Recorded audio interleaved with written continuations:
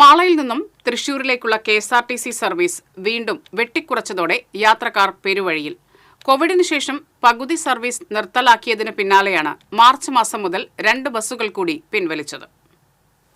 ഗതാഗത മന്ത്രിയുടെ നിർദ്ദേശപ്രകാരം ഗോശ്രീ പാലം വഴി 2 ബസ്സുകൾ ആരംഭിച്ചതാണ് തൃശൂരിലേക്കുള്ള സർവീസ് കുറയാൻ ഇടയാക്കിയതെന്നാണ് ജീവനക്കാർ പറയുന്നത്.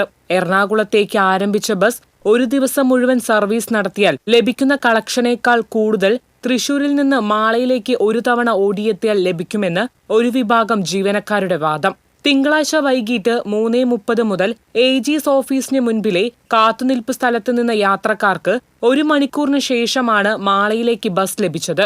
തൃശൂരിൽ നിന്ന് 120 യാത്രക്കാരാണ് കയറിയതെന്ന് ബസ്സിലെ കണ്ടക്ടർ വ്യക്തമാക്കി. സ്ത്രീകൾ ഉൾപ്പെടെയുള്ളവർ ചവിട്ടുപടിയിൽ നിന്ന് യാത്ര ചെയ്യേണ്ടി വന്നതായി ബസ്സിലെ യാത്രക്കാർ പറഞ്ഞു. മാളയിലേക്ക് തൃശൂരിൽ നിന്ന് ബസ് സർവീസ് തുടങ്ങുന്ന സ്ഥലത്ത് 100-ലധികം യാത്രക്കാർ കാത്തുനിന്നെങ്കിലും പലർക്കും കയറാൻ കഴിഞ്ഞില്ല.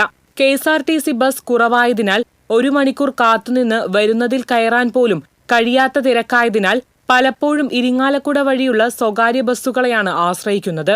മാളയിൽ നിന്ന് 50 ഷെഡ്യൂൾ ഉണ്ടായിരുന്നത് കോവിഡിന് ശേഷം 24 കുറച്ചിരിക്കുകയാണ്. ഗ്രാമീണ മേഖലയിലേക്കുള്ള എല്ലാ സർവീസുകളും നിർത്തലാക്കിയിരിക്കുകയാണ്. സർവീസുകൾ വെട്ടിക്കുറച്ചതിൽ ജീവനക്കാർക്കിടയിൽ അഭിപ്രായ വ്യത്യാസം രൂക്ഷമാണ്. യാത്രാ ദുരിതം രൂക്ഷമായിട്ടും KSRTC അധികൃതർ നടപടിയെടുക്കാത്തതിൽ പ്രതിഷേധം ശക്തമാണ്. TCV news, Mala.